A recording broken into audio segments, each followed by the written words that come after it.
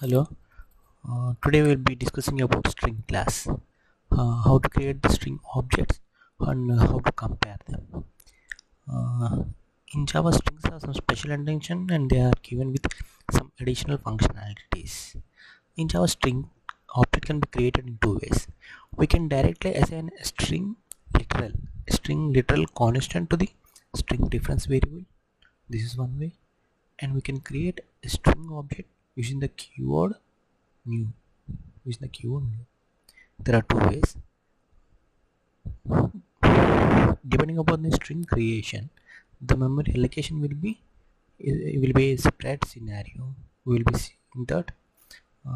Let's see this. Creating a string object by assigning the string literal, and here hello is the string literal.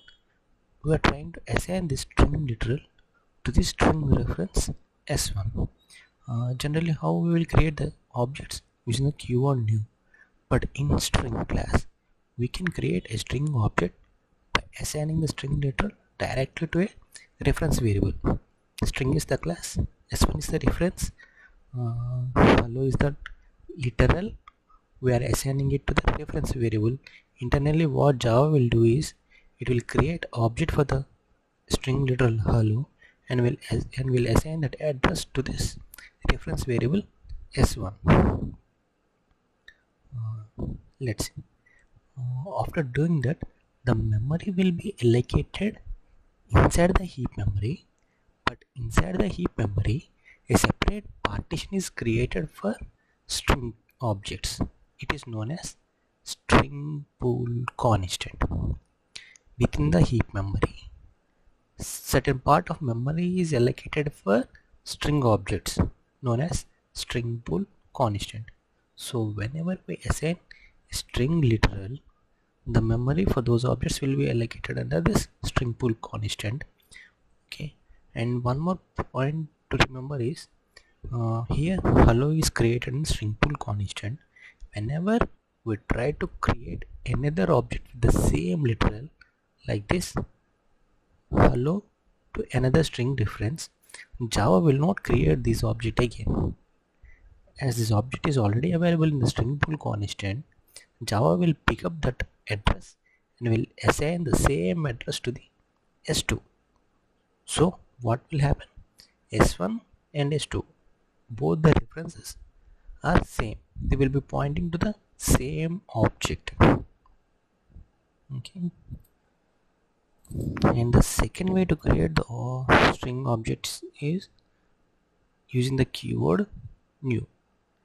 Whenever we use the keyword new, a separate object will be created for the string literal. Though this keyword, though this the string literal hello is available in the string pool constant, as we are using the new keyword, this object will be created. Okay, new string object will be created with hello in heap memory, but not in the string pool constant.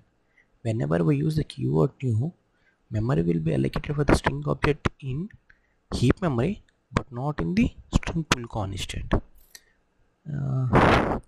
Here I am creating a new object, string object, with the same value hello using the keyword new. Whenever we use the keyword new, a separate object will be created. Okay. As we are using the keyword new, object will be created in the heap, but outside the string pool constant. And even though the hello is already created, a separate object will be created because we are using the keyword new. Let's see this through a picture. Okay, we have created s1 and s2 by assigning the string literal. So the memory is allocated under string pool constant and both the references are pointing to the same object. Whereas s3 and s4 we have created using the keyword new, so the memory is allocated in heap memory but outside of this string pool constant, and for each object a separate string object is created. Okay, shall we see this through an example program? See this.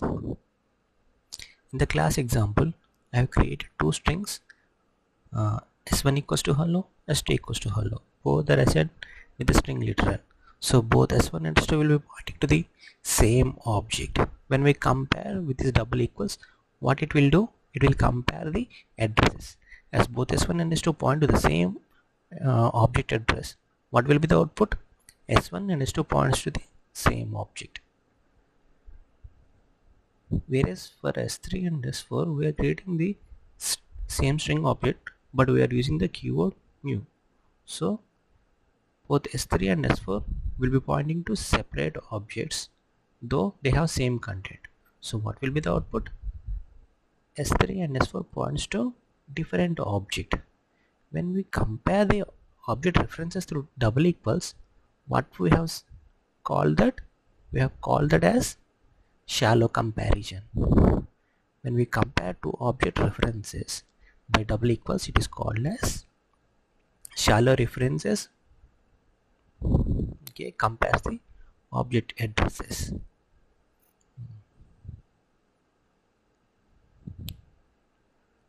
Okay, what is deep comparison? When we compare the object contents, then it is called as deep comparison.